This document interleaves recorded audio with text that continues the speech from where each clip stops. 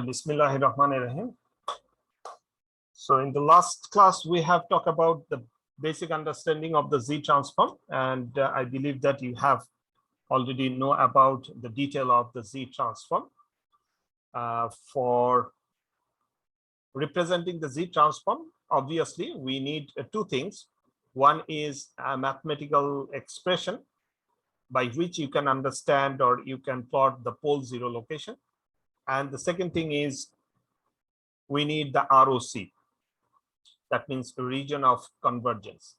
For example, if we have a Z-plane representation where this is the unit circle, let's say this is the unit circle, and we have the pole there, this is a real pole. In that case, we have always two kind of solution.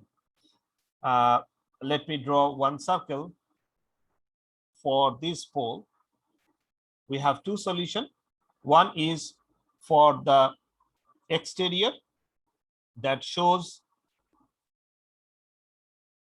the right-sided sequence. For the same pole, we have one pole here. The same pole means what I have already mentioned here. We have another solution that is the interior of that circle. So the interior of the circle shows the exterior, the left-sided sequences. So for any kind of solution where we can say this is HZ is the Z transform, you have the pole locations.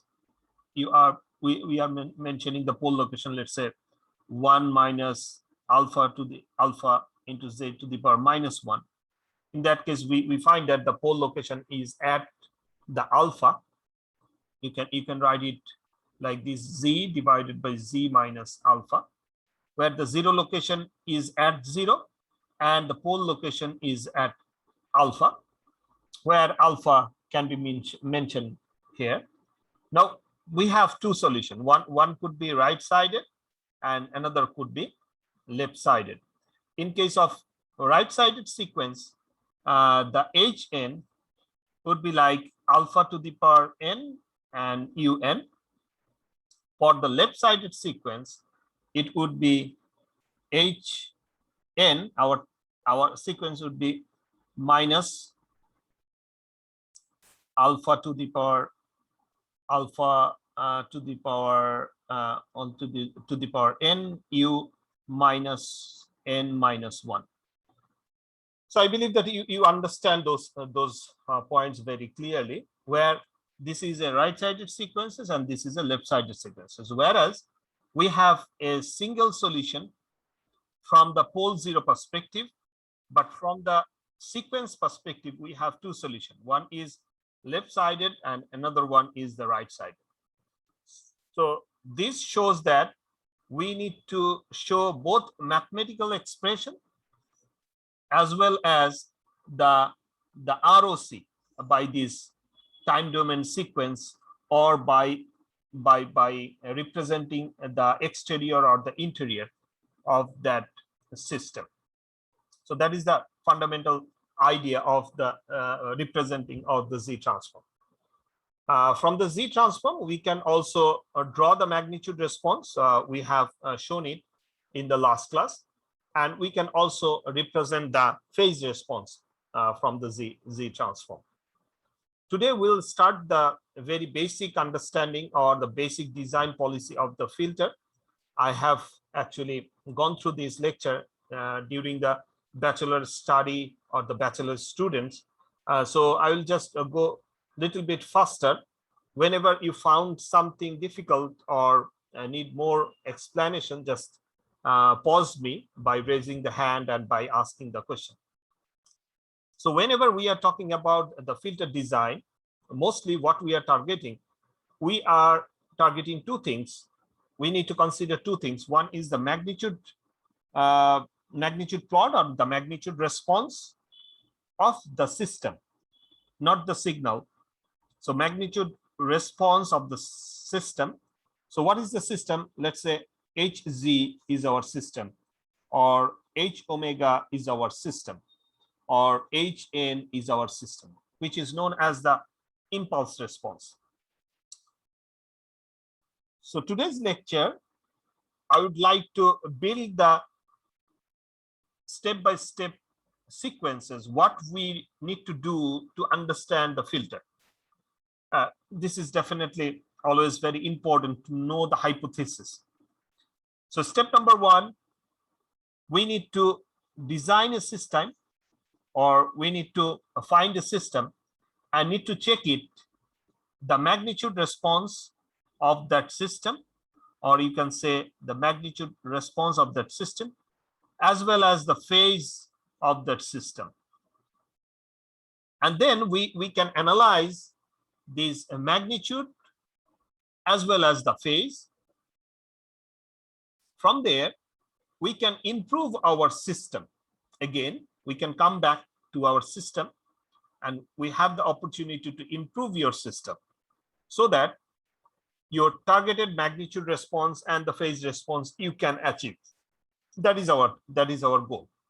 So let's start with one example where the example shows that this is an M-point moving average system. So this M-point can be represented as a 5-point moving average.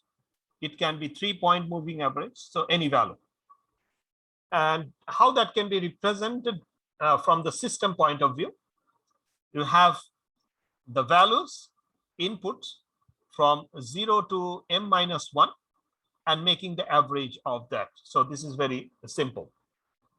And this is of course a FIR system because it only depends on what are the values, x n minus k. For k is equals to 0, this is xn, plus k is equals to 1, this is n minus 1, plus k is equals to 2, this is n minus 2, and so on and so forth. And then what you need to do, you need to do the summation. After doing the summation, you are making the average by subtracting, dividing with the number of samples. So let's say you have the samples in your time domain, you have the samples, and we can add the numbers. Let me ask you one very simple question here. So I need your answer.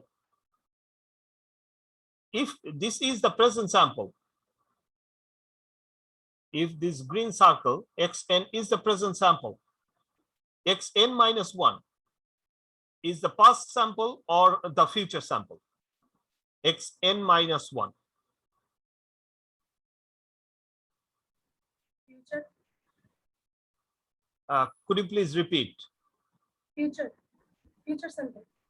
Okay, there are two options, so that's why you need to be very careful. No, this is the past sample with respect to this xn, because xn is your present sample. So n minus 1, what is the value of n? Let's say n is equals to 0. If I have n equals to 0, so x0, then this is x0 minus 1, that is x minus 1, plus x0 minus 2, that is x minus 2. And by the definition, this is a system where in this case, the system actually depends on the present input and the past inputs of your system. So this system only depends on the present input. What is the present value? And the value you have already experienced. Okay, so this is very important. And basically that actually been happen in normal cases whenever we are doing the averaging. What we have done, if you are at this moment, let me choose black color. If you are at this moment, whenever you want to make the averaging, so this is the xn. So you have some data before the past, and you may also have some data in the future. So whenever we are talking about the yn, what we are doing at this moment, that means n equals to 0. What we are doing, we are taking this sample, if that is a 3-point moving average, we are taking 3 samples, added together and divided by 3. and then that value will be replaced by this one. Similarly, when you are going forward, that means you are going forward, that means n equals to 1. In that case, what will happen? You are taking this sample, that is the present sample, this is a past sample, and this is the past sample. You need to add these 3 and then divide it by 3, and that might give this sample. So these are the practical scenario. So it actually didn't happen. So it makes an average, and we can understand the system. So this is called, this equation is known as the system definition, where this is the output and this is the input sequence. How do we know that this is a FIR system? Because according to the system definition, if you do not need any feedback from the output, that is obviously a FIR system. Whenever we need the feedback means y n minus 1, y n minus 2, y n minus 3. With respect to yn, those are the past outputs. If you need those, then this is of course a IIR system. Okay, so you need the feedback. Okay, now please try to follow the steps what we are doing. So if this is the system definition for an arbitrary input, now we can replace this input with the delta function. So that actually gives us what is the impulse response. So we are replacing our input with the delta function, and that is how we can find what is the impulse response. And as we already know that this impulse response Hn will define the system. This is in the time domain. If we can convert this in the frequency domain, Hz or H omega, then we can understand what is the type of this filter. We mention it, this is a FIR type system, but whether this is a low pass filter or high pass filter, we need to predict whether this is a low pass filter or high pass filter. Okay, so to know that, of course, we need to understand about H omega. What is the value of H omega? That is our target. So from this equation, let's say this is equation number 1, we can write that this is our time domain sequence. It's very simple. Okay. For k is equals to 0, we have delta n. For k equals to 1, we have n minus 1, n minus 2, and other samples we have those. So delta n minus 1, delta n minus 2, and so on and so forth. Okay, so that is our delta function. Don't confused with the sample position. Here, whenever we are writing here, be careful. This is xn plus xn minus 1 plus xn minus 2, and so on and so forth. However, in this case, of course, that is delta n minus k, delta n minus 0, delta n minus 1, delta n minus 2. These are the shifted version of the delta. Those are the shifted version of the delta. And according to the system definition, as we have already mentioned that for the convolution, if we have the inputs in this direction, we need the impulse response in this direction. So the impulse responses Hn, that will be folded first, and then they will react with our input. So we know that those scenarios. So don't confuse with the sample position and with the sequence. So this represents a sequence of the impulses, and we can write in this way. Simply, we can write this way. Now, this is very simple. to find the the Fourier transform of this value. According to the formula, we found that the xn multiplied with e to the power minus, so what is the sequence number? 0, n equals to 0 at the first one. So here this is h0 e to the power minus j omega into 0 plus h1 into e to the power minus j omega into 1, so on and so forth. So that is the value, and all the way this number is equals to 1, this is equals to 1, and this is equals to 1. So by doing that, we can write this expression, and we have 1 by m, that is the magnitude. We can take a common of that. We have shown earlier that this kind of exponential series can be also written with a concise format. We can write it in this way, and from there, just doing some manipulations of the mathematical calculation, we can find that. So this is the expression we have. We can find that by using the Euler's formula. Finally, we can find h omega is equals to this. If you can concentrate on this example or the expression, you can find 3 parts. One is exactly this is a magnitude. There is no phase part over there, and in this case you have only the phase component. There is no magnitude, and the phase component is omega minus omega m minus 1 divided by 2. There is a third component. This component, it shows both the magnitude and the phase, because the phase will be changes with respect to the omega, and the magnitude is also changes with respect to the omega. So we have 3 parts. Now our target, what is our target? Our target is to draw the magnitude first and then look into the phase part as well.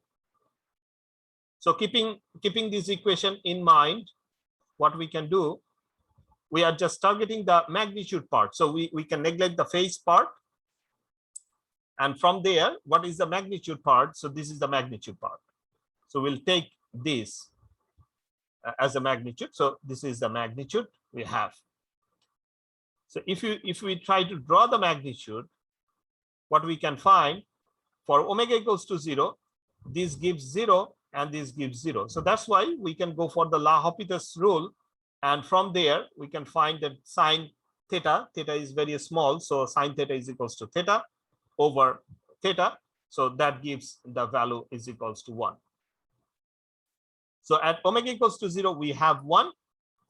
For other value, rather than omega equals to 0, we can put the value of omega, and for different value of omega, definitely we are getting different value. And of course, this is a continuous value. So this is a continuous spectrum, because you have the omega is continuously 0 to, basically we are targeting from 0 to pi. So that is our range of view, and that is an analog spectrum. So we can take any value of the omega. So continuously we can proceed, and of course it looks like a sinc function. So it will proceed like this. So that is the magnitude spectrum. We need to think of two very important points. Number one is, whenever it goes like this, that means it shows a negative value. What does it mean from the filter point of view? Negative value. Conventionally, if you have designed a filter that can pass the signal or it can block the signal, but there is no concept of negative magnitude. So what does it mean by the negative magnitude? So there is no concept of negative magnitude. So yes, it might change the phase.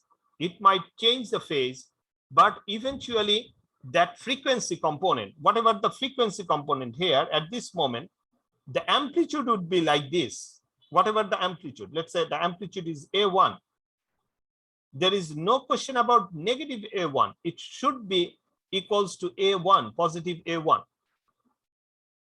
That means from the magnitude point of view, there is no question to put it like negative value. So we need to make it positive in case of magnitude response. For this case, whenever we are talking about the energy function, we always put it like this square, because that makes all the negative value positive. So in practical sense, we never put this negative, we always put it in the positive, and that's why we are taking this magnitude, the modulus value, only the modulus value of the magnitude spectrum. And that's why we are shifting it like this. Whenever it is positive, okay, keep it positive. When that is negative, again, make it positive. So what we are doing here, we are basically multiplying all the values with -1. We are multiplying that with -1 and shifted to the positive direction. Okay, we are also pointing some specific points in the omega scale, just to represent that where this shifting has been happened. For this, from this equation, we can find that whenever this term goes to 0, then whole the magnitude term will goes to 0. From that concept, we can write that if sine omega m/2 is equals to 0, in that case, it goes to 0. The magnitude goes to 0. From there, we have established that for omega is equals to this 2k pi divided by m, which can be mentioned as twice pi by m, 4 pi by m, 6 pi by m. At those points, they will be touched the 0. The first 0 will be happen at twice pi by m, second 0 at 4 pi by m, and third 0 is 6 pi by m. So this is 6 pi by m. In that way, it will proceed. Now the question is how long we can proceed. Definitely, our maximum limit is up to pi. So we need to restrict our proceeding up to the pi. So since m is a constant value, let's say if that is a 5-point moving average, then we can find very easily twice pi divided by 5, 4 pi divided by 5, then 6 pi divided by 5. So then we can find that, okay, this is okay. This is less than pi. This is also less than pi, but this is greater than pi. So we are not allowed to take this point. So we need to take this point, and maximum we can go up to the pi value. So after pi value, that is not our range of view. We can't proceed after pi value. So the example is given in the subsequent section. Let's show it like this. For this one, okay, for m is equals to 5, we have the first 0 at where? This is at twice pi divided by 5. What is the value? That is 0. That is 2 by 5. That is 0.4. 0.4 pi.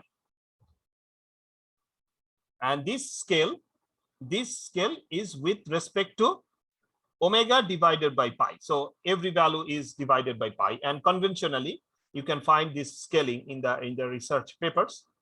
So divided by pi, so you'll find 0.4. What is the second point? The second point is we have found that this is 4 pi divided by 5, which is nothing but 0.8 pi. So divided by pi, so this is 0.8 pi. So second 0. And after all, we can proceed up to 1. So that is our last limit. 1 means that is the pi value. So that is the magnitude spectrum for 5-point moving average. Now another thing is here. What about we are talking side by side by the phase response of the signal.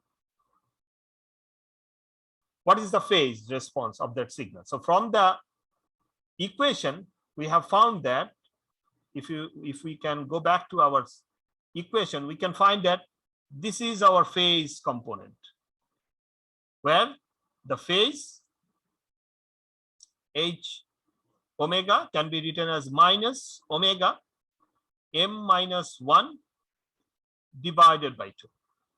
That is our phase. So if you can think of the phase value, what we can do, we can start it. If you can recall the equation, that is minus omega m minus 1 divided by 2. That is the phase component. So for omega equals to 0 and m equals to m, what is the value of m? That is equals to 5. So omega 5 minus 1 divided by 2. So you can write omega into 2. So that is minus twice omega. That is the value. So now put omega equals to 0. So that will start with the 0. And when the omega is increasing, the value is decreasing like this. Very simple. And it actually decreases linearly up to 0.4. You need to stop here. So what is that significance? After this, in the magnitude response, we multiply everything with -1. Remember that. The same effect we can put in the phase response by adding 180 degree. By adding 180 degree. So we can add 180 degree. So whatever the angle here, you can find what is the angle at that moment. What is the angle? This is minus twice omega. What is the value of omega? Omega equals to twice pi divided by 5. So in that way, you can find minus 4 divided by 5 into pi. So whatever the angle, so you can find this value. If that is x, then what you need to do, you need to add 180 degree with that, or x plus pi, and that sharply jump here. You might ask, what is the advantage by doing this kind of changes? The thing is, try to understand this very clearly. You can proceed like this, and afterwards you can also proceed like that. No problem. This is called unfolded phase response. Unfolded, where you can find what is the phase delay of the higher frequency value. But conventionally, to make it more representable, always people are doing this kind of thing. That means whenever we have the change, that will be represented by 180 degree or pi shifted. Then again, it will decrease like this. And whenever we have the second 0, it will be shifted like this. And afterwards, it will proceed as it proceeds like the previous one. So if we can show it in the magnitude response curve, on the magnitude response curve, we can show it like that. So it will goes down whenever we are experiencing the 0, it will jump, then it will goes down again up to this. Whenever we are experiencing this 0, it will goes up like this, and then it will goes to the 0. A few things we can represent. Number one, is definitely this is a low pass filter, what we can expect, because this is an averaging filter. So averaging means that makes a low pass of the signal. So it actually flattens the signal. So expected magnitude response should be looks like a low pass filter, and it looks like a low pass filter. Number two, since this is an FIR filter, we are expecting the phase a linear one, and we have found that yes, this is a linear phase filter.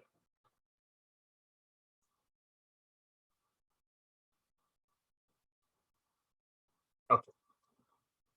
For the phase plot, we have already mentioned that the equation should be like this. For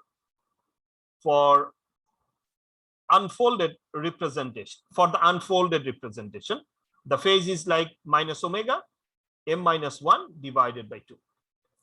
However, whenever we are adding this 180, how we can put those impact, for that we can represent this equation. I'm writing that equation for you again. So this is our linear part, and there we are putting some 180 degrees. So after some, when the 180 degree will be added, when 180 degree will be added, after twice pi by m into k, after twice pi divided by m, that will be added. Whenever omega proceed to twice pi by m, it will add 180 degree, isn't it? So that's why what we are doing, we are taking a step function as omega minus this. What does it show? It shows that after twice pi by m, twice pi by m, we are adding what?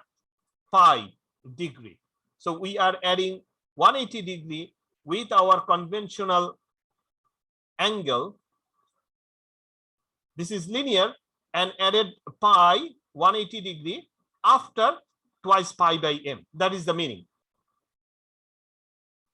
What would be the next addition? There, that would be 1 or 2 or 3. So that's why what we can do, we are making a value like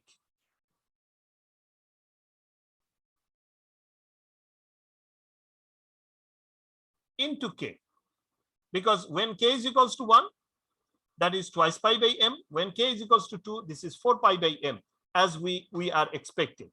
So after that, we are adding pi, and this is our conventional angle of representation. Now, how long this k will proceed? How long this k will proceed?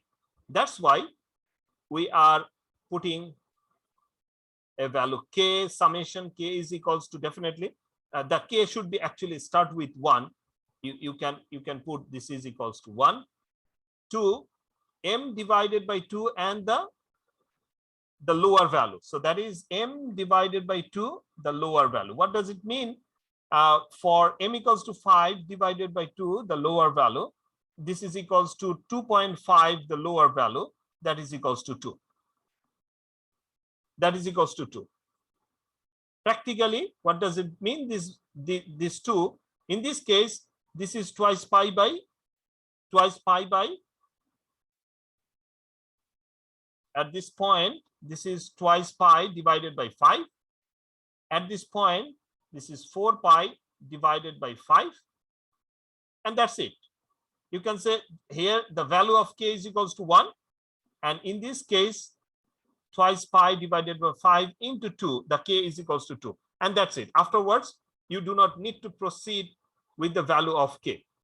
K is equals to 3 is unexpected, because in that case, 3 into twice pi divided by 5, which is more than pi, so we can't proceed to that.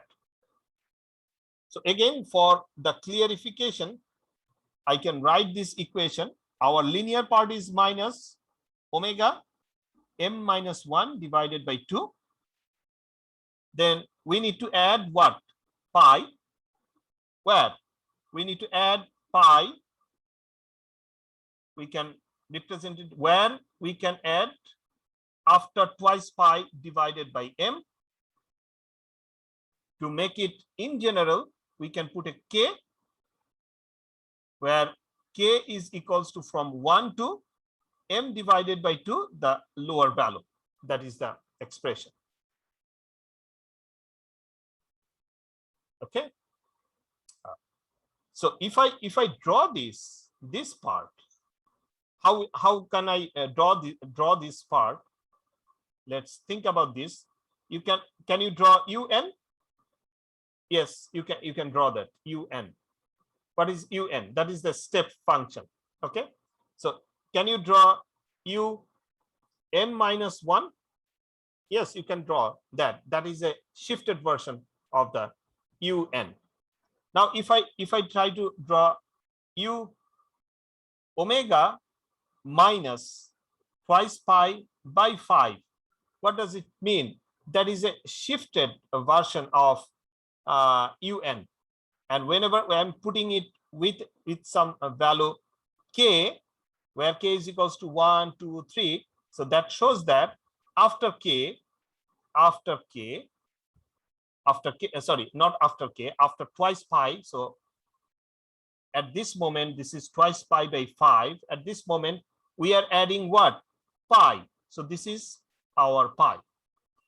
After that, we have another pi, where at 4 pi divided by 5, in that way. And this is nothing but your 0.4 pi, and this is nothing but your 0.8 pi. So you are going to have your phase linearly decreasing. Whenever you are at the point of 0.4 pi, then what you need to do? You are adding this. So then you are adding 180 degree. You are proceeding again. Whenever you are at this moment, that means at 0.8 pi, then you need to add again 180 degree. And then after that, you need to proceed like this. And that is your pi. That is your pi. I believe you can understand this. So I'll share this, and you need to go through this lecture for a few times to understand the whole part, probably. Okay. So here I can conclude here in this fashion that we have what is our starting point. Our starting point was the system definition. Yn is equals to xn minus 1. Sorry, xn minus k, where k is from 0 to m minus 1 and divided by m, because we have m samples. That is our system definition. From the system definition, we are replacing our input with delta function, with the delta function. So then we have the impulse response, that is k is equals to 0 to m minus 1 delta n minus k. And from there, we can find h omega. From there, we can find h omega, the equation. And from there, we can find h omega magnitude as well as h omega phase. And that's it. That is the analysis of our filter. If the magnitude response and the phase response are expected, this is our, then this is our filter. This is our filter. If this is not expected, then you need to update your system. You can update it in the frequency domain, or you can update it in the time domain again and check the frequency domain, and you need to do it iteratively. Okay, so update it, check it, update it, and check it. In that way, we need to design the filter. Okay, so that is a fundamental concept of the filter design. If I ask you one question, definitely you understand that for the IIR type filter, the phase response is linear or non-linear?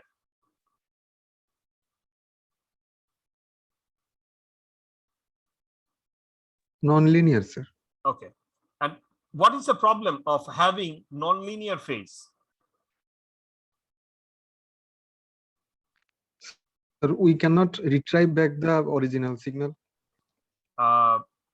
Specific problem?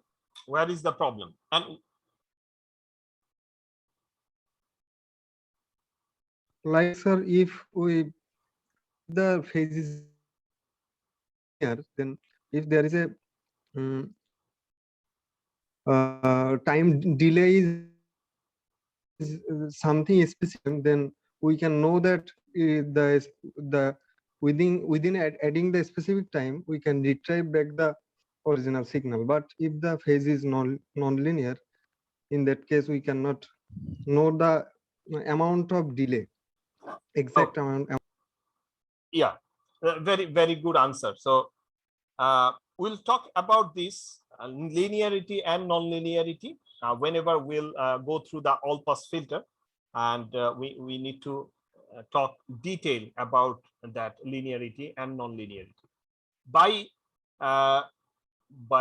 noting that in case of the linear phase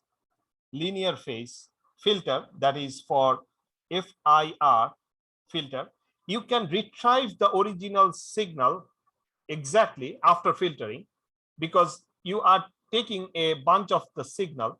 That means you are taking, let's say this is your cutoff, not like this. Okay, let's say this is your cutoff 1/√2.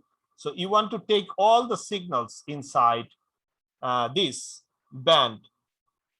However, if this part, you can mention it, this part in the phase. So you can find that the phase is linear. That means the group delay is constant. So if the group delay is constant, that means after that number of samples, all the signals are in the same phase, and you can add all the signals together and you can get your original signal. However, if that phase is non-linear,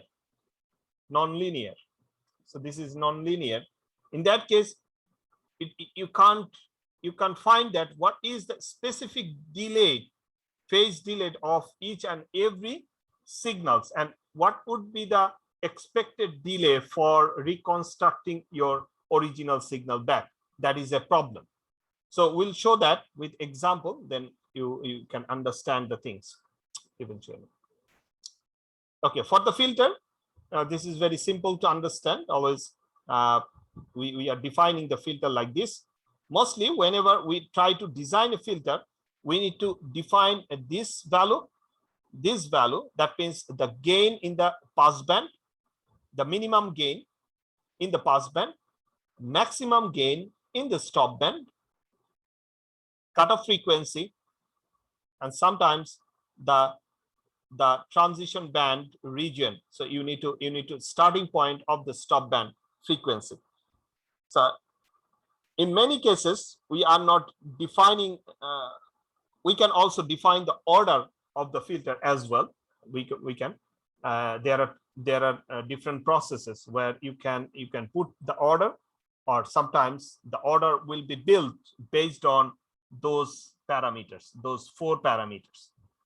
So mostly we need these 4 parameters to build the filter, and those are very simple to understand. For example, in case of voice signal processing, we might think that the cutoff frequency is 3.3, the stop band frequency is 4 kilohertz, and the maximum frequency we can tolerate is 20 kilohertz whenever we are taking the signal. However, you can put a low pass filter before giving it to the filter, so that to the sampler, so that you can restrict the maximum frequency.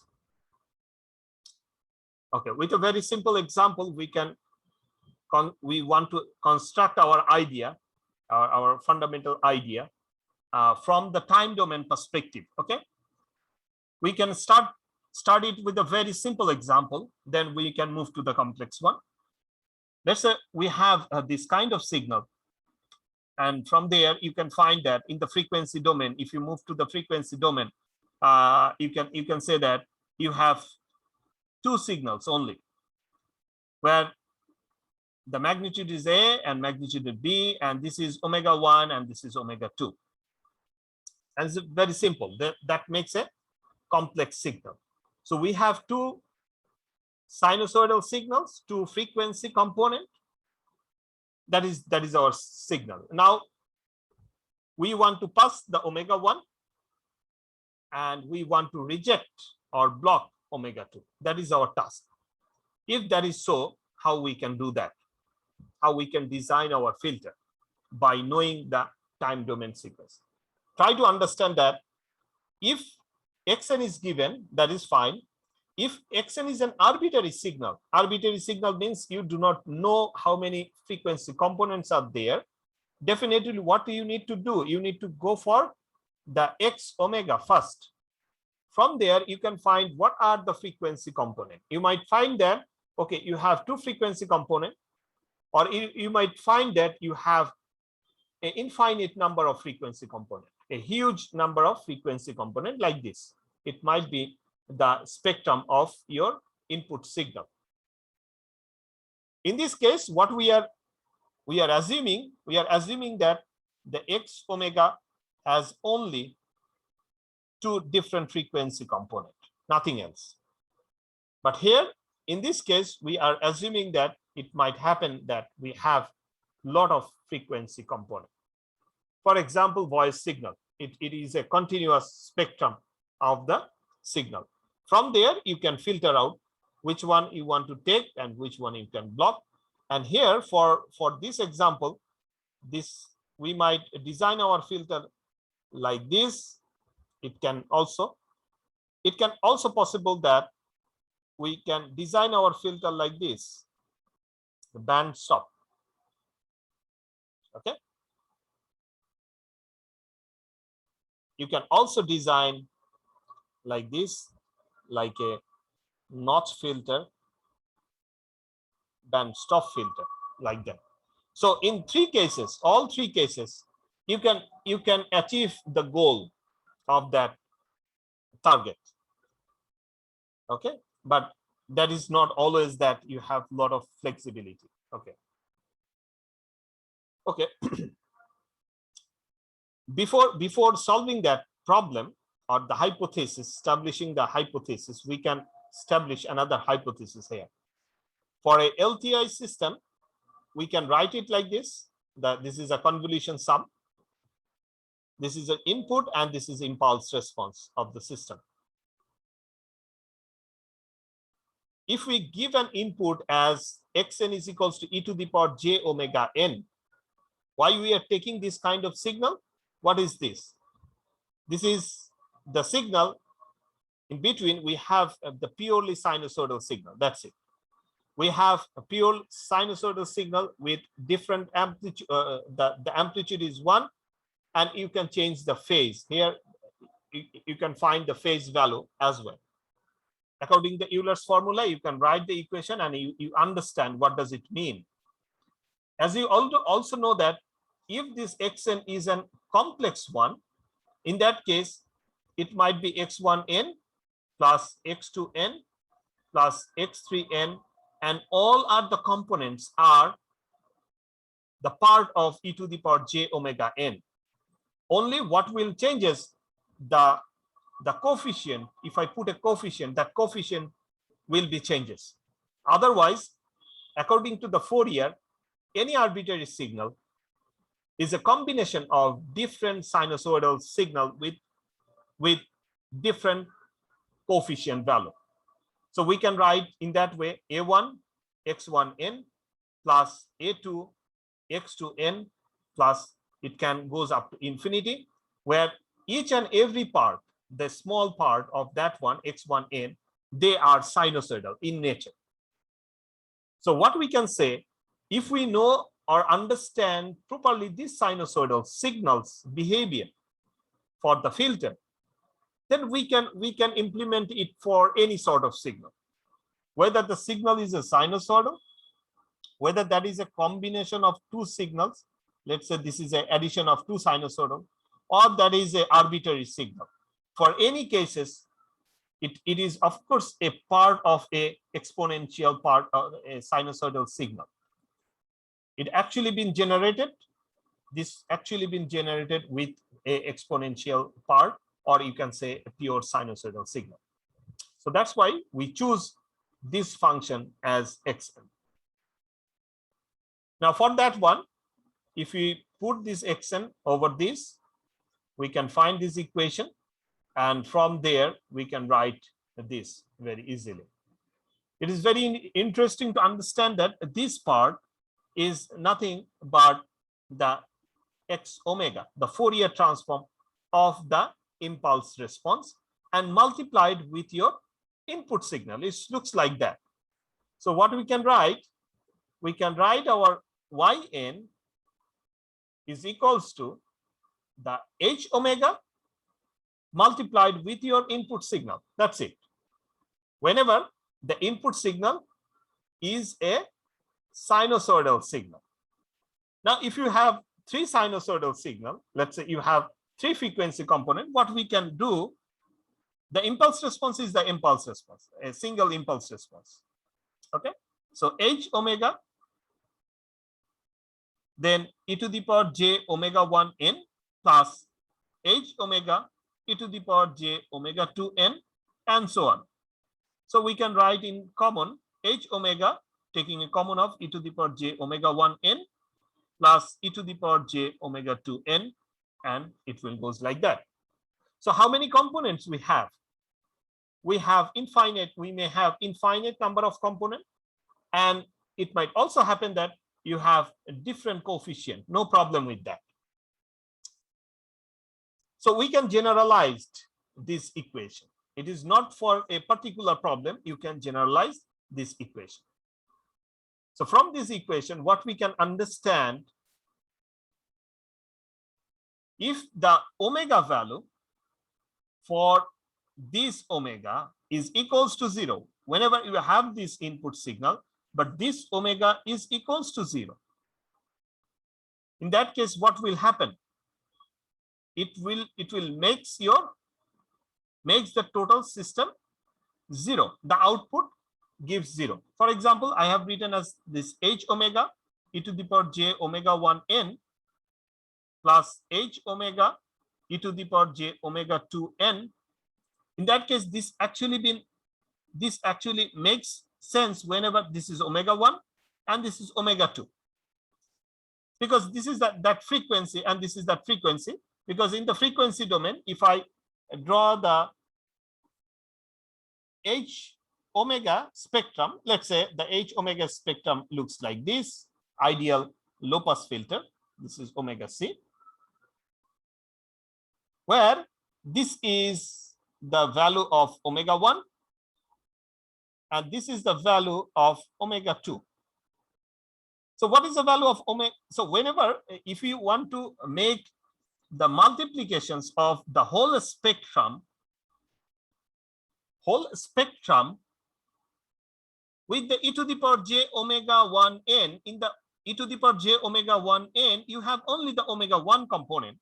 So if you allow me to draw it here, what we can find, this is our input signal frequency component. You have the frequency component here, and you have another frequency component there. So if you even multiply h omega with e to the power j omega 1 n, it basically multiplied with h omega 1 with e to the power j omega 1 n, because this function do not have any other component. So this will only multiply with this component to this component. Similarly, if you think that h omega e to the power j omega 2 n is equivalent or equals to h omega 2 into e to the power j omega 2 n, and whenever you multiplied it, you got 0. So we need to design this the h omega in such a way so that we can collect this omega 1 and we can suppress this omega 2. That is our target. And that is been written here. So whenever we are talking about the cos part, now whenever we are talking about e to the power j omega n, we have two parts. Definitely we have two parts. So cos omega n, so the magnitude multiplied with the term cos, whatever the phase is added together. The magnitude is multiplied, means phase is added. This phase came from the system. System means your impulse response, the filter. This is H omega, sorry, capital H omega. And the phase is H omega. And what is the phase of your input? This is omega n. And that should be added with that, the overall phase of the signal. Similarly, for the sine, the amplitude is multiplied and the phase is added. Now comes to that problem. If this is our input, then what we can do, the output is looks like what? You are multiplying your input signal, the cos omega n, with H omega. Automatically, since you are multiplied with omega 1, that will be converted to omega 1. For omega 2, this will be omega 2. So this is very simple. Now, what is our target? Our target is to make it 1 and make it 0. That's it. If we can do that, we can design our filter. No need to understand for other frequency. We are just targeting omega 1 and omega 2. And that is our target. Of course, this is a low pass filter. We can design a low pass filter because this is omega 1 is less than omega 2. We can design low pass filter by which we can design this kind of filter as well. Okay, so in the next class, we'll talk about some other examples, and as well as we'll design some more filter with the help of Z transform with the simple FIR and simple IIR filter. So before mid, we'll talk about this simple type of filter design, and after mid, we'll talk about in general the filter design concept. We need to also talk about the minimum mean square error, how the filter design can be adaptive, and also multi-rate signal processing. Okay, I believe that this is enough for today. If you have any question, we have 4 minutes.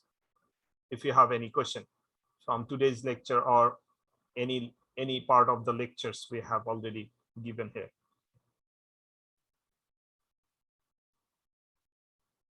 Okay, so it seems that we don't have any question. So let me stop here. So thank you for your presence.